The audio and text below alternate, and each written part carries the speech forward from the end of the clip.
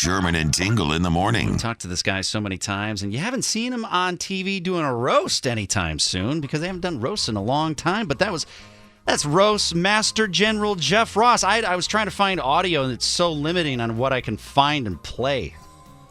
Like I get it. Yeah, it's gonna be tough to try to play something. Yeah, because especially these most ruthless jokes, which are great, just not airable on the drive. That's the only problem. I found two. Here's one on Alec Baldwin from one of the roasts. Alec, I first saw you in the movie Pearl Harbor, which was worse than the actual Pearl Harbor. Halfway through, I was rooting for the Japanese. He did one with David, was it David Hasselhoff when they roasted him? What a lucky break. What are the odds an alcoholic gets cast in a show about a car that drives itself? But he's going to be back November 1st at Park West. We're going to have a chance for you to win those tickets here in a second. But he joins us right now on the line, Jeff Ross. How are you, bud? Man, we're doing good. Long time no talk, man. Yeah. Used to come by all the time, and times they got different. And I'm glad that we get to talk to you again. I think we went and saw you at Zany's one time. You came into the show, and then we went and saw you at Zany's. It was right in Old Town, and I think you even said it I think this is where Anne Frank was hiding. That was a great joke. She's still there. I think she's still there. It was just so dark and dreary. It's good to hear your voices, guys. It's good to hear your voices. Take a banana for the ride. You got to explain that one for us. Yeah, that's the name of your tour. Yeah, I'm doing a new sort of solo show. It's a more personal show. And when I was starting out as a comic doing open mics, I lived in Jersey, and my grandfather lived with me, my Pop Jack. He was an old retired construction worker, a tough guy. And he would give me gas money and a banana to head into New York City. And he'd always say, take a banana for the ride.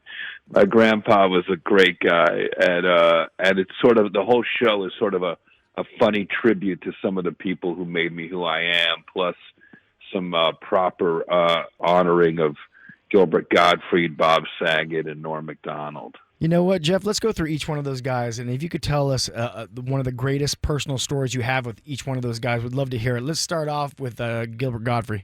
Well, Gilbert, who I talk about in the show, I'm going to show. There's a famous picture that I'm going to show at the Park West, where you see me, Gilbert, Bob Saget, and Norm all squeezed into this restaurant booth.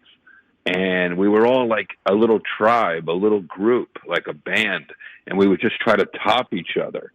And Gilbert was, the funniest guy to talk to on the phone, the funniest guy to just reminisce with. His last show ever, he walked out at my show in Florida. Oh, I don't know if I could tell this one. It might be too dirty for the show. Oh, okay. All right, I'll use different words. But he walked out and he told this crazy long joke about skull blanking his grandma. That sounds about Gilbert's speed, yeah. So that at his funeral, they asked me to speak, and of course, through tears, I talked about how Gilbert's comedy was fearless and ruthless, yet he was so lovable, he could get us to laugh at a joke about skull blanking a dead person. And then I looked at his coffin and said, not so funny now, huh, Gilbert?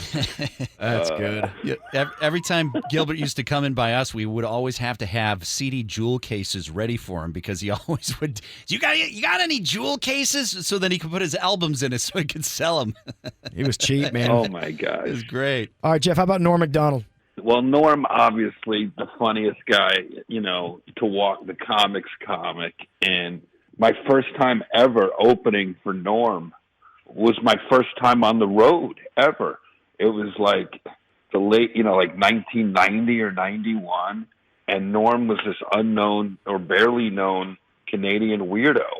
And he bombed 4 out of 7 shows. And whenever he killed, we would just go backstage and play poker till the next show.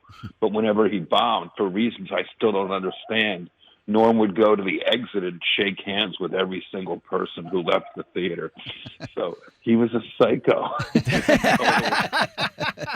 He loved the awkwardness. He was always one step ahead of everybody. Sometimes I wish he was more honest about his health. We would have given him a proper send-off. Right. Well, what a group of guys that brought you into the business. That's a hell of a thing.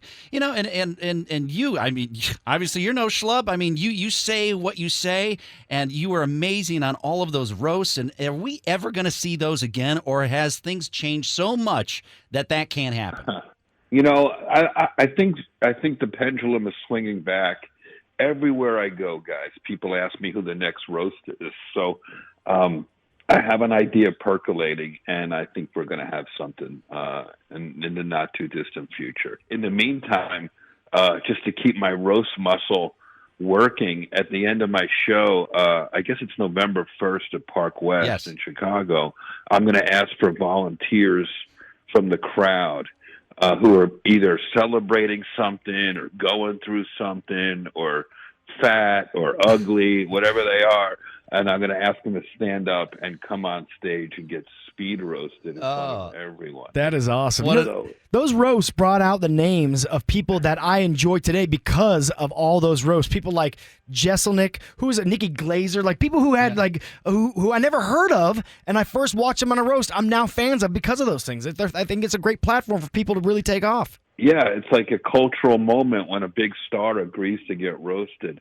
And it's fun, it's fun. You want to see somebody get taken down a notch and laugh at themselves. It's cathartic. I like when my shows are like a cathartic experience for the crowd. Well, what an honor it'll be to somebody get torn down by the Roastmaster General himself. Matter of fact, we have tickets for your show for that show November 1st at the Park West. Anytime somebody famous calls up Jeff Ross, we like to play match one with them. All right, Jeff, it's a very how fun. Yeah, it's a very easy game. We got 5 completely random questions.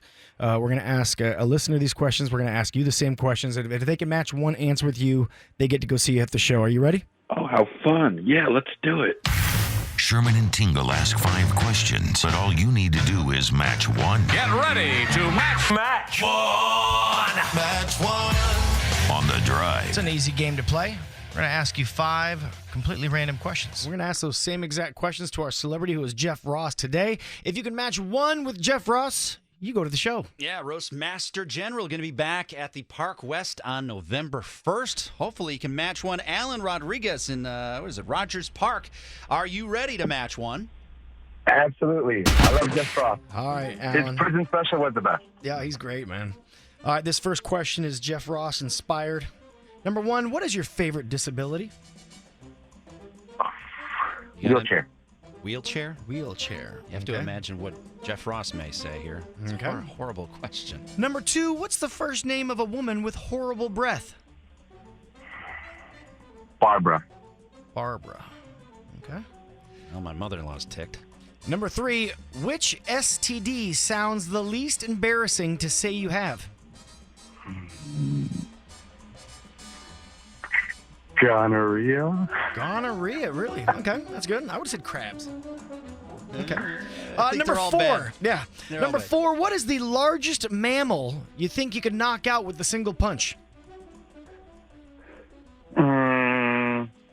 Pig. Pig. Okay. You're cruel. Why would you even think that? And number 5, Because they're delicious. which is the better 80s band to listen to while making love? Huey Lewis or the Fine Young Cannibals? Huey Lewis. Huey Lewis. All right, well, there you go. There's your 5 answers. If any of them match Roastmaster General Jeff Ross, you're going to go see him. Let's find out if that's the case. Jeff's been on hold. He's not heard any of your answers. Let's go back to Jeff Ross. All right, Jeff, are you ready to match one? Yes, I'm ready. Jeff, I catered this first question to you. I try to put it along the roast line. Number 1, what is your favorite disability? I really have since I'm a kid, I have a fascination with staring at fat people when they're eating. So overweight people. Obesity. Gotcha. All right, number 2, what's the first name of a woman with horrible breath? Nancy. Okay. Number 3, which STD sounds the least embarrassing to say you have? I wouldn't know, but I'm going to take a swing and say... Like the disclaimer on that one there. I wouldn't I'd know. say chlamydia. Okay. I'd say chlamydia because it sounds like somebody's name. Okay. Hey, how's chlamydia doing? Have you talked to Aunt Chlamydia lately? Number 4, what is the largest mammal you think you could knock out with a single punch? Oh, well, Louis Anderson passed away, so let me think for a second. I love elephants. I don't think I would hurt an animal, so I would have to tickle it to death. And I'll say an elephant. An elephant, okay. And number 5, which is the better 80s band to listen to while making love? Huey Lewis or the Fine Young Cannibals? Oh, wow, come on. Wow. I'm going to go with Huey Lewis on this one because he seems like a great guy.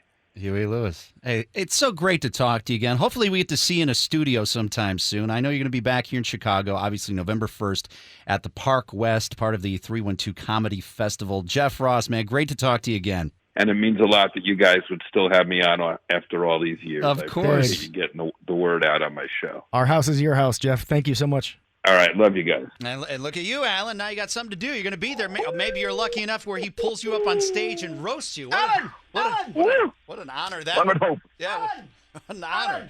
Yeah, it's all a part of the 312 Comedy Festival. Congrats, Alan. The Sherman and Tingle Show.